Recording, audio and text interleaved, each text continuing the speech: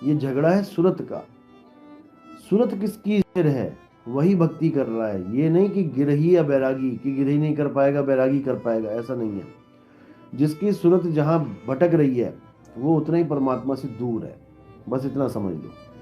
सूरत फंसी संसार में ताज से पड़ गई दूर। परमात्मा से दूरी किस लिए है, क्योंकि सूरत भटक रही है। नहीं तो वो तो बिल्कुल हाजिर हजूर है। वो तो परमात्मा को हर संत ने, हर महात्मा ने क्या बोला कि वो हमारे अंग संग है। परमात्मा अंग संग सबने बोला, लेकिन अंग संग कैसे है? जैसे आप लोग मेरे पास बैठे हो तो ये हो गया पास, और एक होता है अंग संग। जैसे विक्रम बेताल था ना, विक्रम के कंधे पे बेताल बेताल था, तो वो उसके अंग के संग लगा हुआ था, अंग संग हो गया, वो हो गया अंग संग। परमात्मा बिल्कुल अंग संग है, लेकिन हम उसको देख ही नहीं पा रहे हैं। हम कहाँ देख रहे हैं? संसार की तरफ। जैसे मेरी उंगली किसी को टच करे तो मेरी उंगली उसके अंग के संग है, बात ये है। ऐसी परमात्मा अंग संग है, लेकिन हमें भेद ना पता होने के कारण हम उसको जान नहीं पा रहे। वो सबके अंग संग है। अब वेदी गुरु क्या करता है? उसका भेद बताता है कि तुम्हारे अंग संग कैसे हैं। और कोई मंत्र जंत्र तंत्र नहीं देता वेदी गुरु कि ये मंत्र जप लो, सारी उम्र जपते रहो। वो तो मंत्र छुड़वा देता है कि जो तुम नाम जप रहे हो वो भी छोड़ दो। सोई गुरु पूरा कहावे, दो अक्षर का भेद बतावे, एक छुड़ावे एक लखावे। जो अंग संग है उसका लखाव करा दे, और जो नाम जप रहे उसको छुड़वा दे। तब प्राणी घर निज घर को जावे। तब तुम्हारी मुक्ति होगी, तुम्हें कोई रोकने वाला नहीं है। हम रुकते हैं इस संसार में अपनी मूर्खता की वजह से, क्योंकि हमें अंग संग परमात्मा का भेद ही नहीं पता है। तो हमारी सूरत क्या होता है? संसार में फंस जाती है। मरते हुए किसी को लगता है कि बेटा बुला लो, बेटी बुला लो, मैं चेहरा देख लूँ उनका मरने से पहले। कोई अपनी प्रॉपर्टियां देखने लग जाता है, कहीं ध्यान फंस जाता है। कोई अपने किसी और चीज़ में ध्यान फंस जाता है। यानी कहीं ना कहीं मरते हुए आदमी का ध्यान अटक जाता है, इसीलिए वो भटक जाता है। अब ये ध्यान कहाँ होना चाहिए? बस यही ज्ञान है, और कोई इस दुनिया का ज्ञान किसी काम का नहीं है। ज्ञान क्या है? हमारा अंत समय में ध्यान कहाँ होना चाहिए। अंत मता सो गता। जहां अंत में आपका मत होगा वहीं आपकी गति हो जाएगी। इसी को बोला है कबीर साहब ने, जहां आसा तहां वासा। बस तुमने ये जानना है कि जब मैं शरीर छोड़ूंगा तो मैं कहाँ ध्यान रखूं, किसका ध्यान करूं, कैसे करूं। यही ज्ञान है। तुम्हारी मृत्यु कैसे भी होए, ट्रक से कुचल के मर जाओ, पहाड़ से गिर के मर जाओ, कैसे भी हो, उससे कोई फर्क नहीं पड़ता। आपकी सूरत एक पल में काम करेगी। शरीर तो सुन्न हो जाएगा, पहाड़ से गिरा सुन्न हो जाएगा, ट्रक के नीचे कुचल गया, शरीर का तो पता भी नहीं लगेगा आपको गया कहाँ। ये किसी ने गोली मार दी, पता ही नहीं लगेगा गोली कब घुस के कब निकल गई। गोली लगने से कोई रोता नहीं है, उसी वक्त हार्ड मास सब सुन्न हो जाते हैं। वो शरीर देख के रोता है कि अरे गोली लग गई मुझे, तब रोने लग गया। दर्द से नहीं रोता है। गोली का दर्द तो तब पता लगता है जब शरीर ठंडा पड़ जाता है, तब समझ में आता है कि कुछ लगा है।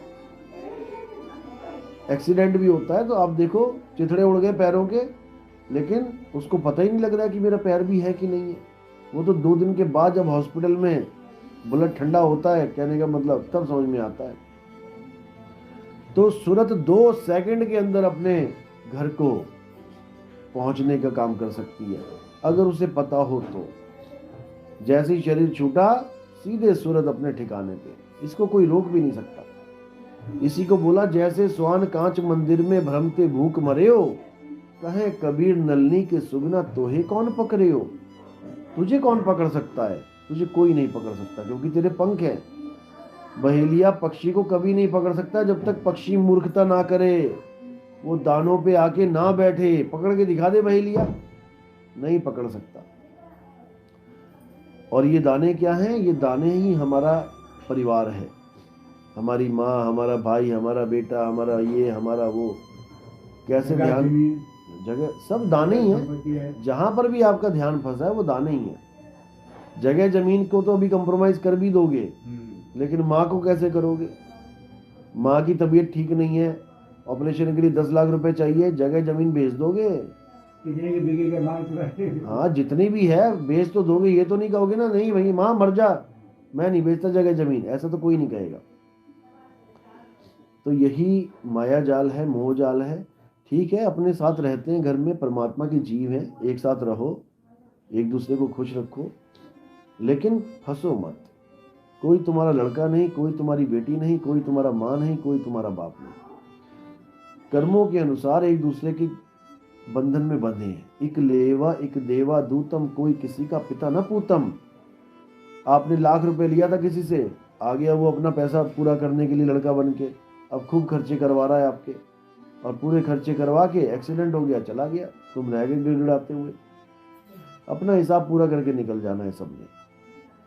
तो बस इसी को समझना है कि इस दुनिया में आए हो तो ये ज्ञान प्राप्त करने के लिए आए हो कि ये दुनिया छोड़ के मैंने जाना कहाँ है। राम राम जपने के लिए नहीं आए हो, अल्लाह अल्लाह जपने के लिए नहीं आए हो, वाहेगुरु वाहेगुरु करने के लिए नहीं आए हो। आए हो तुम कहां से, जाना तुम्हें कहां है, इतना बस विचार लो, हो गया भजन। मन की तरंग मार लो, हो गया भजन। आदत बुरी सुधार लो, हो गया भजन। बस इतना काम है। कोई जो तुम्हें बुरा कहे तो सुन के करो क्षमा, वाणी का स्वर सुधार लो, बस हो गया भजन। मन की तरंग मार लो, हो गया भजन। बस इतना ही काम है। लेकिन इतना सा काम करने के लिए सारा जीवन लग जाता है, समझ नहीं आता ये काम। मूर्ति पूजा समझ में आ जाती है, मंत्र जाप समझ में आ जाते हैं, नदियों में स्नान समझ में आ जाते हैं। देखो अभी कुंभ लगेगा, लाखों करोड़ों लोग आ रहे हैं नहाने, कितना आराम से समझ में आ गया कि डुबकी मारो पाप मुक्त, डुबकी मारो पाप मुक्त। गंगा का पुत्र था विभीषण का, क्या नाम था, भीष्म पितामह। जो उसका खुद का पुत्र था, उसके तो पाप काट नहीं पाई वो, उसको तो तीरों पे लेटना पड़ गया, शैया पे। वो तुम्हारे पाप कैसे काटेगी? जो अपने पुत्र के पाप नहीं काट रही है गंगा, वो तुम्हारे पाप कैसे काट देगी? अगर उसके पाप काट दिए होते तो बाणों की शैया पे ना सोया होता, और फिर अरदास ना कर रहा होता कृष्ण जी से कि ये कैसे, मेरे कौन से कर्म बाकी रह गए थे जो मुझे ये शैया मिली। तो कृष्ण जी ने याद कराया उसको कि क्या कर्म बाकी थे। तो गंगा जब अपने पुत्र के पाप नहीं काट पा रही है, तो तुम्हारे पाप कैसे काटेगी? कभी नहीं काटेगी। गंगा केवल तुम्हारा तन धो सकती है। खूब मल मल के धो लो, पसीने की बदबू चली जाएगी, फ्रेश हो जाओगे, बिल्कुल तरोताजा हो जाओगे। इससे ज्यादा कुछ नहीं कि कहो तुम्हारा मन साफ हो जाए। अगर मन साफ होता तो जितने भी ठग बैठे हैं गंगा के किनारे बैठे हैं, जितने भी ठग हैं, बनारस के ठग बोला कबीर साहब ने, बनारस में ठग मशहूर है ना, वो सारे गंगा के किनारे बैठे हैं। उनके मन क्यों नहीं धो दिए? अगर गंगा मन धो सकती है तो नहीं धो सकती। गंगा केवल तन धो सकती है, और केवल गंगा ही नहीं, कोई भी नदी हो, तुम्हारे जो टैप वाटर चल रहा है तुम्हारे यहाँ, वो भी तुम्हारा तन धो सकता है। उसमें कोई फर्क नहीं है गंगा के पानी में और उस पानी में। बस यही है कि गंगा के पानी में कीड़े नहीं पड़ते और उसमें कीड़े पड़ जाते हैं। कीड़े क्यों नहीं पड़ते? क्योंकि गंगा का पानी जिन जंगलों से आता है वहां पर ऐसी ऐसी जड़ी बूटियों से टच होता हुआ आता है, सल्फर से टच होता हुआ आता है कि वो कीड़े पड़ने नहीं देते। इससे ज्यादा कुछ नहीं। तो इसी को समझना है। असली गंगा क्या है? ज्ञान ही गंगा है। जब ज्ञान गंगा में तुम नहा लोगे तो तुम्हारा मन अपने आप शुद्ध हो जाएगा। उसके बाद तुम्हें हर कर्म जो तुम करने जा रहे हो उसका फल पहले दिखाई देने लग जाएगा। तुम्हारे सामने सामने जो तुम करने जा रहे हो उसका तुम निष्कर्ष पहले निकाल लोगे कि मैंने ये किया तो ये फल मिलेगा मुझे, ये किया तो ये नहीं, मैं जीव हत्या नहीं करता, मैं बकरा नहीं काटता, मैं मुर्गी नहीं काटूंगा। क्योंकि तुम्हारे सामने आ जाएगा वो एकदम, चाकू हाथ में आते ही तुम्हें पता लग जाएगा बेटा ये तो अनर्थ होने जा रहा है, उसी वक्त फेंक दोगे।